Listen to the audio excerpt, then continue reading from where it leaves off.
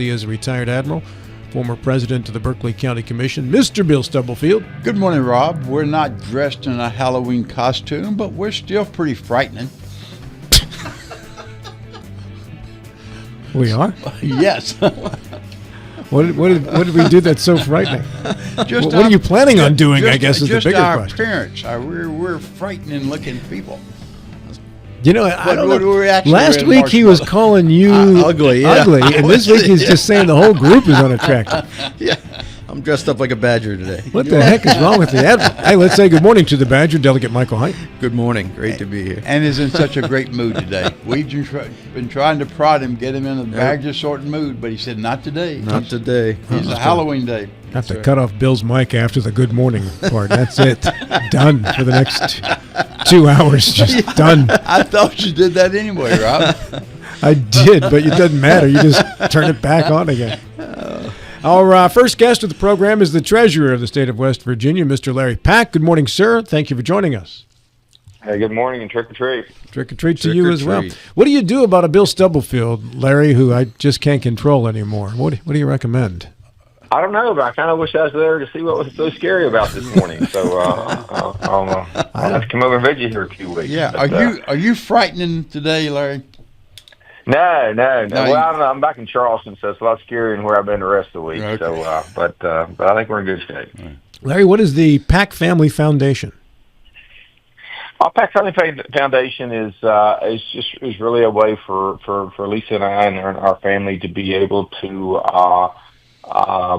to help charities and different events around the state. So it's just something we've done, for many years, and with the Keep the Ball Rolling and President Smith and Sean Ball, this is probably the first time we probably went public on something. But it's been a fun week. We've traveled to West Virginia. We've been in 1 week. We've been to Huntington, Charleston, Beckley, Wheeling, Parkersburg, and Kaiser, and all points in between. So we just had a wonderful week. We got home late last night. So yeah.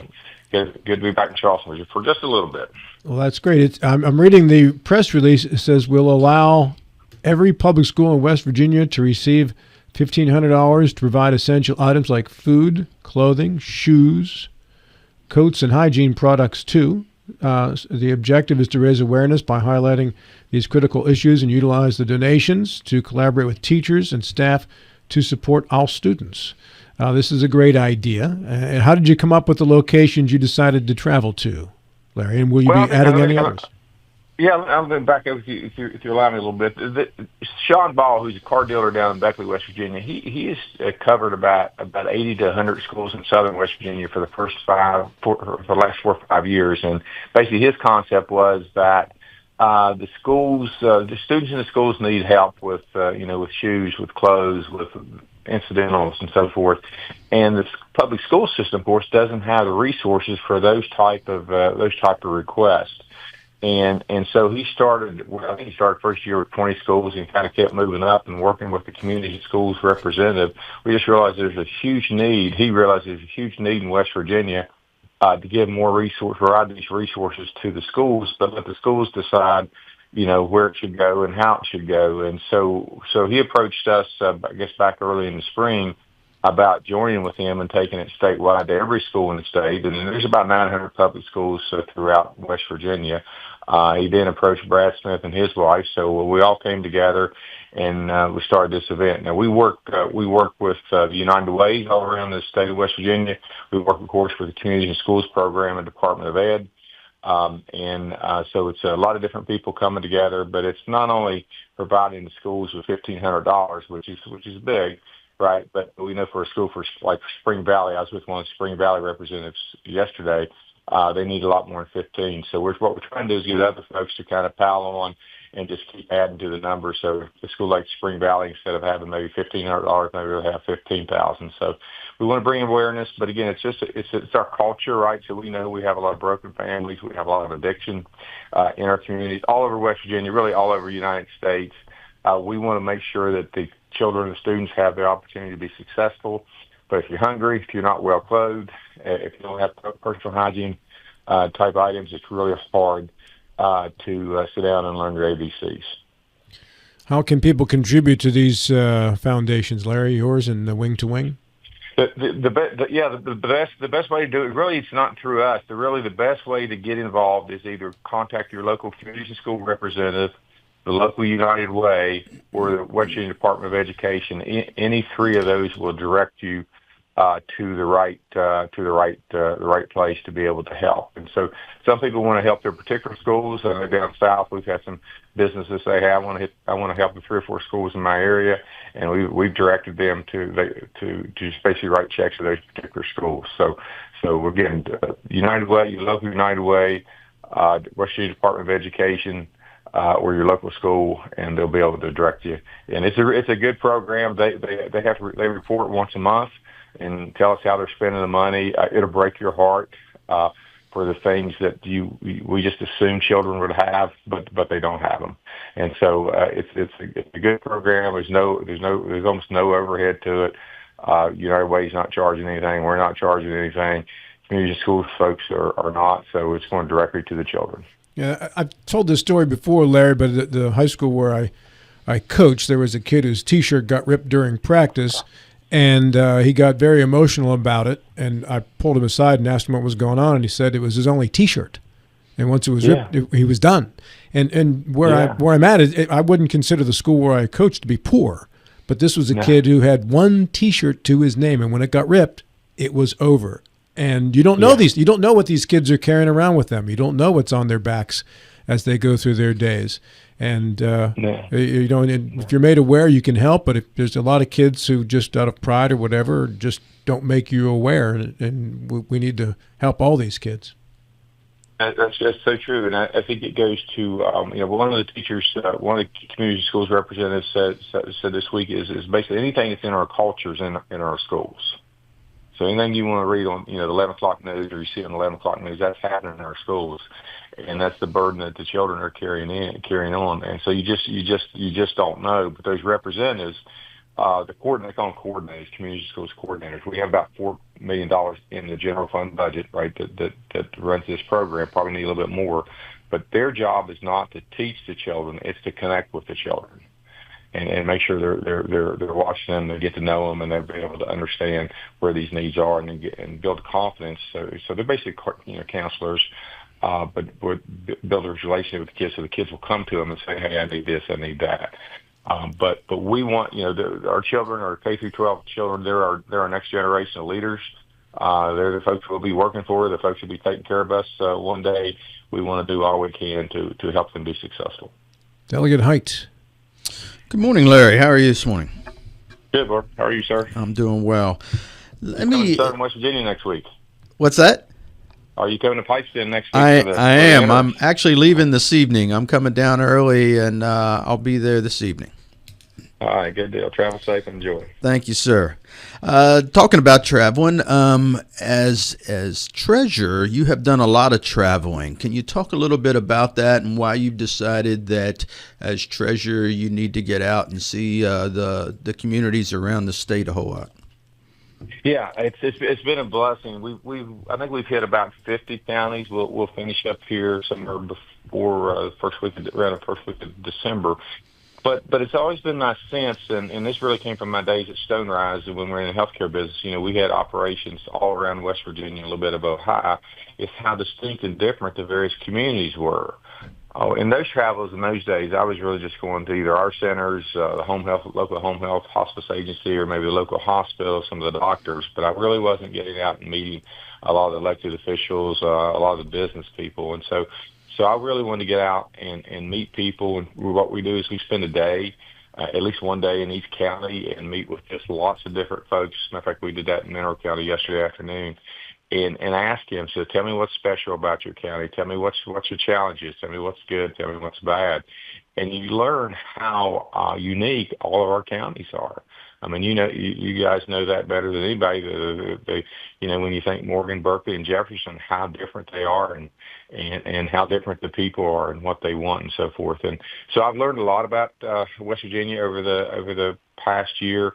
I learned a lot of things that I thought I knew that I didn't really know.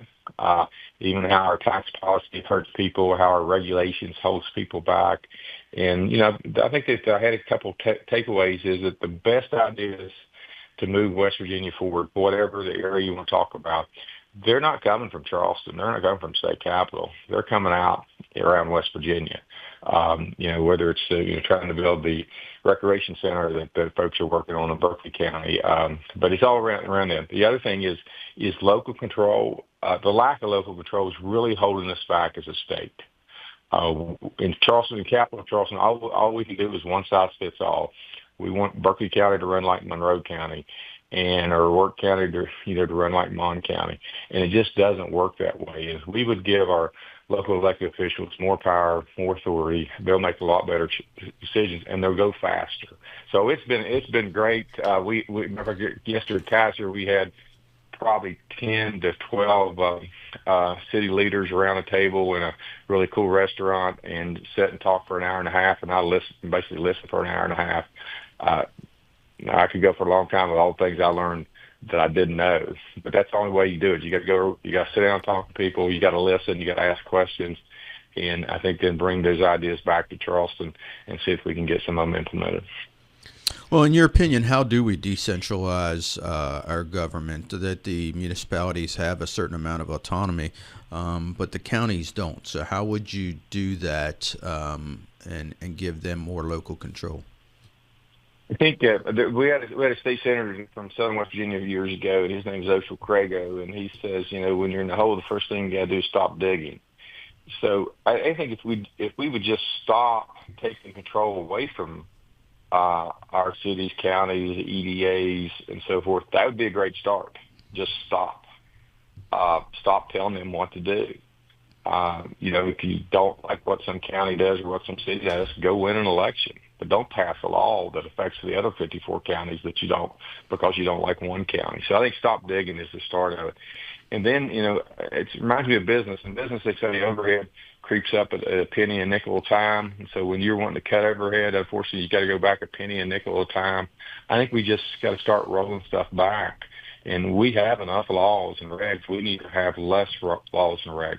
And so, if we stop digging, we stop taking more local control, we give them more power, more authority, over time we'll get there. But you just have to start and you have to march, and it's hard because we've got regulations for regulations in the state capitol. It's the daggonest thing I've ever seen about how controlling we are.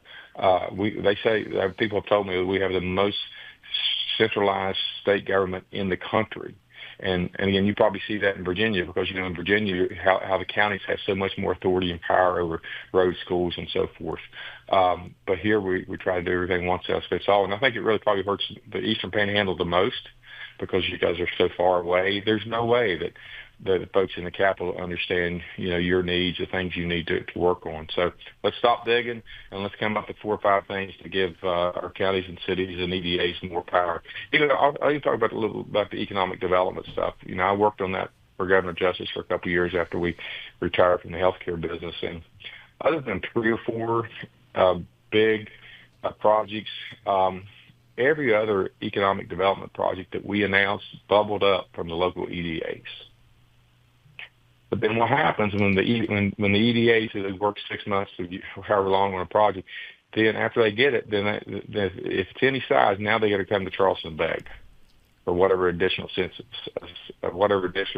they need to close the deal.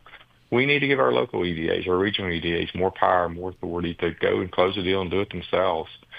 We just slow it down. Yeah, I really applaud and appreciate your argument or your position of giving the counties more authority.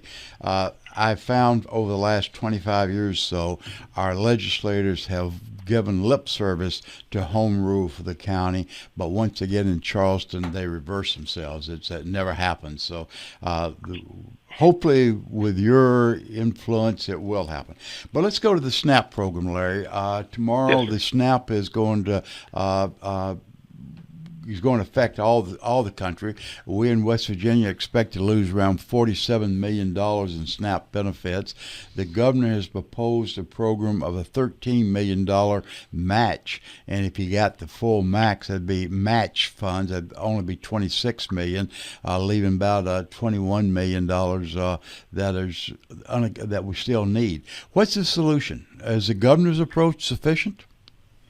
Well, I get, first of all, we got to, what's the genesis of the problem, right? So the genesis of the problem is that for whatever reason, the Democrats in the United States Senate have decided to withhold SNAP benefits to prove a point on this shutdown.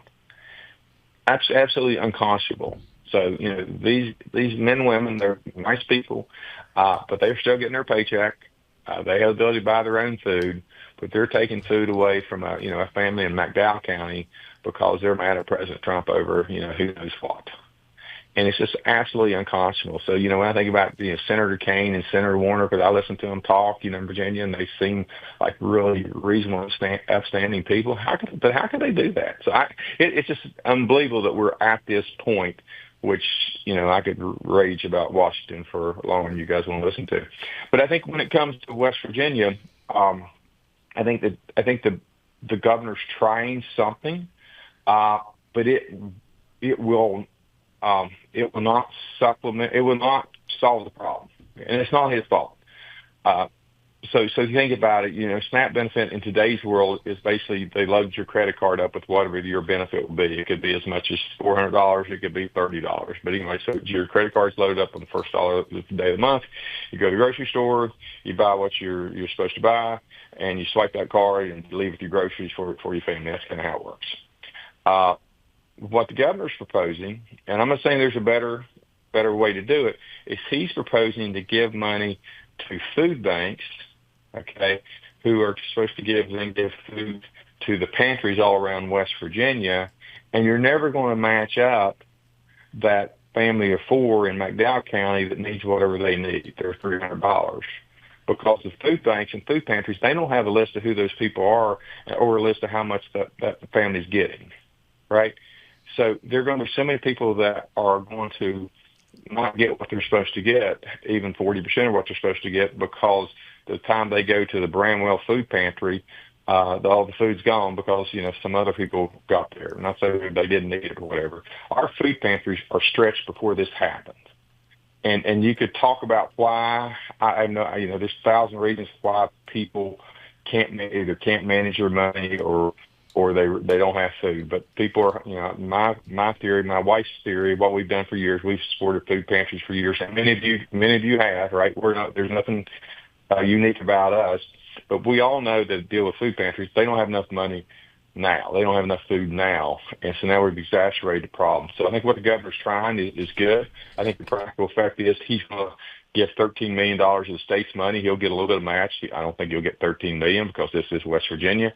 So unless somebody shows up with 6 or 7, he's never going to get there. But $13 million will help. And so that's what we want to do. I would imagine if this thing goes on longer, that with all the money that we have in governor's contingency, 50, 60 million, 100 million, whatever that number is, that he'll put more money into the program to try to help. So it will help mitigate the problem, but this is a huge problem. It never happened before from when we started SNAP benefits way back in LBJ times. So I'm really concerned about it for people. So it doesn't really matter how you got yourself into that circumstance. If you got 3 kids at home, we can get those kids some food. So shame on Senator Kane, shame on Senator Warner and their 45 compatriots to absolutely put us in this position. Yeah, it's my understanding, I may be wrong with this, that USDA can in fact issue emergency reimbursement for the SNAP program. Also, the governor of Louisiana has assumed the full responsibility out of his contingency funds. Yes. So there's different approaches. But if USDA can in fact release the funds, that I think is what we should be doing. I don't disagree, but it just shows you how broken Washington is, that the reason people can't get in the room and make a decision for the betterment of the people they're supposed to serve. Thankfully, in Charleston, I focus on Charleston State Capitol, we will at least get in the room and make decisions. And you might not like our decisions, but we'll make decisions, and we don't punt or shut down governments and stuff like that. So hopefully Washington can get their act together and start passing budgets, doing things like normal people do.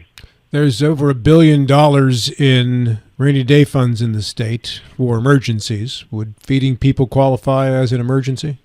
Oh, I think so. We probably have $2 billion sitting around state government. We have never been more financially solvent as a state than we are now in West Virginia. So we have money to do the $47 million for a number of months, if that's what it is. And I assume that the way things are going, that the feds will reimburse us. But it's not for lack of money. So it's just more, what's the approach that the governor wants to try to take on this? I think that my take on this $13 million is he thinks that's enough to get us through a couple of weeks, and then we'll go back and revise it. But we have the money to take care of our people. We just have to determine if we have the will. Yeah, the interest alone on those funds would easily provide the money. But Larry, just looking at the math, that $47 million is what we generally have. The governor, if he was able to get his match, is going to be $26 million. We're still $21 million shy, and somebody's going to be impacted greatly by that. You use the word unconscionable. I think that describes this whole process. We should be looking out for those that are truly in need. Yeah, just before we run out of time here, Larry, about 2 minutes left, do you have a preview of the October revenue numbers as we are on the final day of October? I haven't checked it the last couple of weeks, but we've been really strong for the first 3 months. I don't know any reason we won't be for this month. Now, every once in a while, we'll miss the month, but overall, we will absolutely meet our revenue budgets for this fiscal year. We feel really good about that. But every once in a while, it's timing. It's timing. If a big taxpayer sent their check in on the 27th versus the 26th, we may not get the check till the November the 1st. So we'll get some little weird things every once in a while, but revenue, West Virginia's economy is strong. We're drilling for a lot of oil and gas. We're still mining coal. People are working, paying lots of taxes. State government is very, very healthy. Is the situation with the oil prices falling affecting the state in any way, Larry? We're more natural gas than we are oil. So our natural gas prices really are up over last year. Our production is phenomenally up. We are the Saudi Arabia natural gas. We don't talk about it enough. If we can figure out how to have more natural gas production, natural gas in use in West Virginia, i.e. natural gas power plants, our future is absolutely bright because of the gift that God gave us for all the natural coal that we have under the ground. I want to thank you for your appearance here this morning. As always, we appreciate it, sir. All right. Happy Halloween. Take care, guys. Thank you, Larry. Happy Halloween. Treasurer Larry Pack. Mike, you're on the Finance Committee. When do you usually see the month's revenue numbers when they're concluded? Is it the first of the next month? Yeah, usually in the first week or two. Very good. And have you gotten any indication as to what October will be like? No, not yet. We will have Finance Chair out of the Senate, Jason Barrett, on next week. You guys are in interim starting this weekend. We are, absolutely.